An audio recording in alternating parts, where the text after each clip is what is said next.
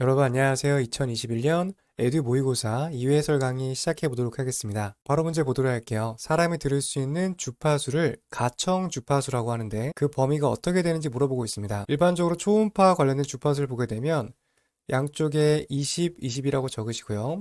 한쪽에는 20Hz, 한쪽에는 kHz입니다. 여기에 있는 이 사이의 구간을 가청음 영역으로 보통 구분하게 되고요. 아래쪽은 초저음파, 여기 값 이상부터는 초음파로 분류가 되고 있어요. 따라서 가청음 영역을 정리해 보게 되면 20Hz부터 20kHz까지를 가청음 영역이라고 보시면 되겠습니다. 가장 가까운 보기는 3번인데요. 10Hz부터 이 값을 바꿔주게 되면 20kHz로 바꿔줄 수 있게 되죠. 그래서 10에서 20kHz라고 구분이 되어져 있는데 여러 교재에서는 20에서 20kHz까지 이 구간을 가장 많이 사용하고 있어서 조금 논란의 여지가 있는 그러한 정답이다라고 보시면 되겠습니다. 우선은 가장 가까운 보기는 3번이기 때문에 3번 체크해 두시고요.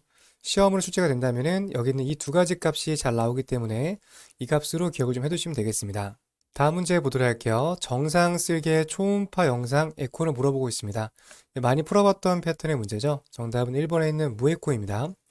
늘 강조를 드리지만 무에코랑 저에코랑은 다른 거예요. 무에코는 안에 아무것도 없이 액체로 채워져 있는 성분을 무에코라고 하고요. 기준값에 비해서 낮게 나타나는 에코를 띌 때 저에코라는 표현을 사용하게 됩니다. 이 두 가지 꼭 구분해 주셔야 됩니다. 다음 35번 문제 보도록 할게요. 음의 전파 시 양적 변화를 일으키는 음향 변수에 속하는 것을 물어보고 있어요. 간단하게 음향 변수에 속하는 보기를 선택하는 문제입니다. 정답은 5번이고요. 여기에 해당되는 항목들 간단하게 암기해서 푸는 패턴이거든요. 이 부분은 따로 설명드릴 것 없이 해당되는 부분은 꼭 암기해 두시면 되겠습니다. 다음 문제 보겠습니다. 초음파 검사 시 공기와 연부 조직의 경계에서 주로 나타나는 상호작용을 물어보고 있어요. 우선 초음파 같은 경우는 공기와 굉장히 친하지 않게 되죠. 일정한 매질이 있을 때 이 매질을 뚫고 지나가서 투과가 돼야지만 초음파 영상을 만들 수가 있게 되는데 공기 성분 같은 경우는 특정한 매질이 형성되지 않기 때문에 초음파 빔이 지나가지 못하고 모두 반사가 일어나게 돼요. 그래서 보통 공기와 관련된 키워드가 나오게 되면 반사와 연관되는 정답을 선택하시면 되겠습니다. 다음 문제 보도록 할게요. 실제 초음파 에너지가 형성되는 시간에 비율을 뜻하는 용어를 물어보고 있어요. 우선 가장 중요한 포인트는 여기에 대한 내용을 잘 모른다 하더라도 비율을 나타내는 보기를 잘 선택하면 되겠는데요. 이 초음파 관련된 여러 가지 인자 중에서 이 비율이라고 하는 것은 퍼센트로 표현하는 값이잖아요. 단위가 퍼센트로 나오는 것은 4번에 있는 충격계수, 듀티 팩터밖에 없습니다. 따라서 여기 있는 이 퍼센트의 개념에 적용되는 단위가 4번이라는 것만 알고 있어도 풀 수 있는 개념이다라고 볼 수 있겠고요. 우선 기본적으로 초음파 에너지가 형성되는 시간의 비율을 뜻하는 용어가 충격 계수이기 때문에 이 문제풀이를 통해서 해당 개념을 정리하시면 되겠습니다. 나머지 항목들 보게 되면 여기 있는 주기와 펄스 지속 시간 같은 경우는 각각 시간과 관련된 표현을 사용하게 돼요. 그래서 미터 퍼 세크라든지 그 시간과 관련된 단위가 연관되는 포인트고요. 주파수는 보통 헤르츠를 사용하게 되죠. 앞전 물질은 관계없는 보기고요. 그래서 문제에서 가장 관계되는 것만 잘 찾아도 4번을 체크해 볼 수 있겠습니다. 다음 38번 문제 보도록 할게요. 근거리 음장의 길이를 길게 하는 방법으로 옳은 것을 물어보고 있어요. 음파는 탐촉자에서 출발을 해서 이런 식으로 모여들었다가 퍼져나가는 모래시계 형태를 갖게 됩니다. 가까운 곳까지, 이 포컬 존까지 모여드는 이 구간을 근거리 음장이라고 하고 그 다음부터는 원거리 음장이라고 하게 되죠. 대부분의 초음파 영상은 근거리 음장에서 만들어지기 때문에 여기 있는 부분을 잘 확보하는 게 좋은 영상을 만들기 위한 조건이라고 볼 수가 있어요. 여기서는 근거리 음장의 길이, 즉 여기에 대한 길이를 길게 늘리는 것과 연관되는 보기를 물어보고 있습니다. 근거리 음장을 늘리는 방법은 크게 두 가지가 있어요. 첫 번째는 여기는 탐촉자의 직경을 늘려주는 방법이 있고요. 두 번째는 주파수를 높게 설정하는 방법이 있습니다. 이 내용 같은 경우는 이해보다는 단순하게 암기해서 기억하시는 게 편하거든요. 연관되는 정답은 5번을 정답으로 보시면 되겠습니다. 관련된 영상 간단하게 보도록 할게요. 지금 보게 되면 이 탐촉자에서 주파수가 2MHz에서 4MHz로 증가된 것을 볼 수가 있어요. 위쪽에 있는 탐촉자의 직경, 이쪽 직경은 동일한 것을 볼 수가 있어요. 그래서 주파수가 증가하게 되면 보시는 것처럼 이 근거리 음장의 길이가 길어진 것을 볼 수가 있게 되죠. 다음으로 주파수는 동일한데 탐촉자의 직경이 절반으로 줄어들었습니다. 탐촉자의 직경이 줄었으니까 그만큼 근거리 염장의 길이도 같이 감소하게 돼요. 마지막 영상 보게 되면 탐촉자의 직경도 감소했고 주파수도 감소한 상태예요. 가장 길었던 여기에 비해서 근거리 염장의 길이가 눈에 띄게 짧아진 것을 볼 수가 있습니다. 다시 한번 중요한 포인트를 정리해 보자면 근거리 염장의 길이를 길게 하기 위해서는 주파수가 증가하거나 탐촉자의 길이가 길어졌을 때 근거리 음장이 길어진다라고 봐두시면 되겠습니다. 넘어가서 다음 문제 보도록 할게요. 연속파 도플러에 대한 설명으로 옳은 것을 물어보고 있습니다. 앞서 모의고사에서 많이 풀어봤던 패턴의 문제인데요. 연속파의 특징을 바로 선택해보게 되면 2번에 있는 빠른 혈류 측정이 용이하다. 2번을 정답으로 보시면 되겠습니다.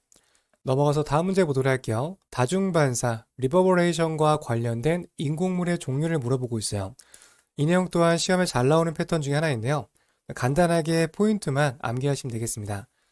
다중반사와 관련된 것은 두 가지가 있는데요. 첫 번째는 3번에 있는 여운어상, 링다운 아티팩트가 있고요. 또 한 가지는 해성꼬리 어상, 코메테일 아티팩트. 그래서 이 두 가지가 다중반사와 연관되는 인공물의 종류입니다. 문제풀이를 통해서 기억해 두시면 되겠습니다. 넘어가서 다음 문제 보도록 할게요. 태아의 태령 측정 방법 중에서 임신 6주에서 12주 사이에 측정하는 것을 물어보고 있어요. 이 정도 기간은 임신 초기에 해당된다고 볼 수가 있고요.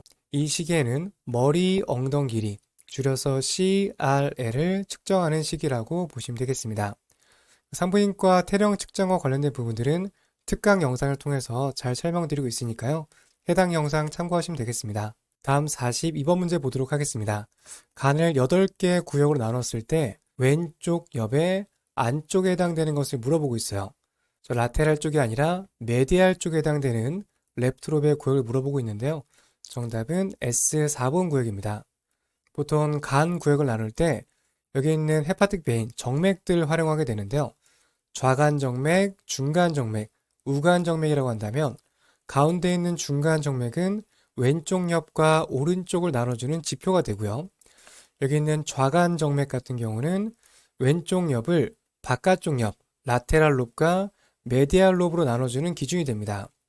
그래서 간 구역 중에서도 랩트 라테랄 쪽은 S2번과 S3번 구역이고요. 메디알 쪽에 해당되는 부분은 S4번 구역이에요.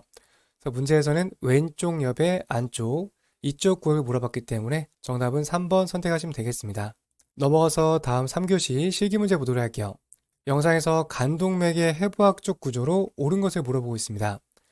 보시면은 C번 구역 같은 경우는 쓸개 구조물이고요. 이제 D번에 해당되는 것은 커먼 바일 덕트, 총담관, 온쓸개관입니다. 2번은 포탈 베인, 문맥이고요. A번은 헤파틱 베인, B번 같은 경우가 간 동맥이라고 볼 수가 있어요. 정답은 2번에 있는 B번을 정답으로 보시면 되겠는데요. 해설지에는 정답이 4번으로 되어 있는데 틀린 내용이고요. 정답은 2번 선택하시면 되겠습니다. 다음 문제 보도록 할게요. 콩팥 영상의 설명이다. 옳지 않은 것을 물어보고 있어요. A번에 있는 부분은 속질 메둘라가 맞고요. B번은 사이너스 콩팥 동굴입니다. 3번 보시게 되면 C에 해당되는 부분이 콩팥 정맥, 레날 베인이라고 되어져 있는데 3번 보기도 맞는 내용이고요. 4번 보시면 엎드린 자세에서 검사할 수 없다가 아니라 이 콩팥 검사 같은 경우는 프론 포지션, 엎드린 자세에서도 검사가 가능합니다.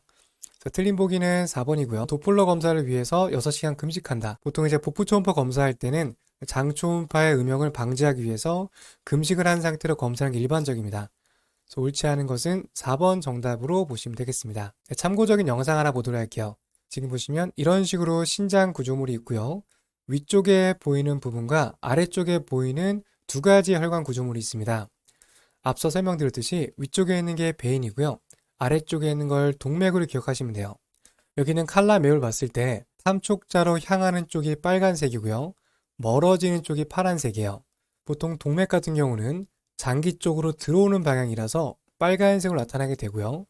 정맥은 반대 방향으로 흘러가게 되죠. 그래서 파란색으로 표시되는 것을 확인할 수 있습니다. 이러한 기본적인 위치관계와 함께 컬러 도플러 상에서 어떻게 보여지는지까지 같이 정리해 주시면 되겠습니다. 다음 넘어가서 21번 문제 보도록 할게요. 유방 초음파 영상에 대한 설명으로 옳은 것을 물어보고 있어요. A번에 해당되는 구조물은 늑간근이 아니라 대흉근이라고 볼 수 있겠고요. 2번 치밀 유방이다. 2번을 정답으로 보시면 되겠습니다. 3번 영상을 얻기에 투과 깊이는 8cm로 설정한다 되어져 있는데 지금 보면 1, 2, 3, 4로 되어져 있죠. 여기서는 4cm로 설정이 되어져 있어서 3번 틀린 보기입니다. 4번 투과력이 높은 5MHz의 직선형 탐촉자, 보통은 투과력이 낮은 7에서 12MHz 고주파수를 사용하게 돼요. 4번 틀린 보기고요. 유방 촬영술에서 석회화가 있는 경우 검사가 불가능하다. 석회화가 있더라도 초음파 검사 진행할 수 있습니다. 5번 틀린 보기고요. 정답은 2번입니다. 조금 이 부분이 좀 애매하긴 한데요. 영상 보시게 되면 가장 바깥쪽이 피부고요. 이만큼이 피하 지방이고 여기서 밝게 보여주는 이 부분이 유방 실질이에요. 유방 실질의 에코도가 상대적으로 많이 밝게 보여지고 있어서 유방 조직이 치밀하게 나타나는 것으로 예상을 해볼 수가 있습니다. 하지만 치밀 유방을 보게 되면 조금 더 다른 양상으로 나타날 수가 있는데요. 관련된 영상 한번 보겠습니다. 이쪽에 보시는 영상의 정상적인 유방 조직의 모습이에요. 피하 지방층이 있고 유방 조직층의 색깔이 그렇게 많이 밝지 않은 것을 볼 수가 있습니다. 옆쪽 영상 보게 되면 피하 지방층이 많이 없고요. 여기 있는 유방 조직층이 많은 비중을 차지하고 있는 것을 볼 수가 있어요. 그 다음에 내부에 있는 조직층 자체의 에코도도 밝게 나타나는 것을 확인해 볼 수가 있습니다. 그래서 문제에서 이제 치밀 유방이다라고 문제를 내려면 이 정도로 눈에 띄게 유방 조직이 많은 형태가 출제가 될 거예요. 그래서 정상 조직과 치밀 유방이 어떻게 다르게 나타나는지 이 부분 영상을 통해서 정리하시면 되겠습니다. 넘어가서 다음 문제 보도록 하겠습니다. 콩팥을 보기 위해서 장비의 제어 장치를 조정해서 얻은 영상이다. 옳은 것을 물어보고 있어요. 우선은 이 영상 보게 되면 옆에 있는 영상보다 조금 거칠게 보여지는 느낌이 있습니다. 좀 대조도도 좀 뚜렷하고요. 주변 조직이 조금 스무스하지 않고 거칠게 나타나는 특징이 있는 반면 이 옆쪽의 영상 같은 경우는 마치 좀 안개에 쌓인 것처럼 좀 스무스하게 부드럽게 나타나는 것을 볼 수가 있어요. 이런 식으로 거칠게 보여진다든지 부드럽게 나타나는 이 두 가지 영상이 보여진다면 동적 범위, 다이나믹 레인지와 관련된 이미지라고 기억해 두시면 되겠습니다. 관련된 영상 하나만 더 보도록 할게요. 이쪽에 있는 영상은 좀 스무스하게 부드럽게 보여지고 있고 옆쪽의 영상 보게 되면 좀 거칠게 나타나고 있게 되죠. 다이나믹 레인지가 넓게 설정이 되었을 때는 스무스하게 보여지고요. 이 다이나믹 레인지가 좁게 설정이 됐을 때는 거칠게 나타나는 그러한 특징이 있습니다.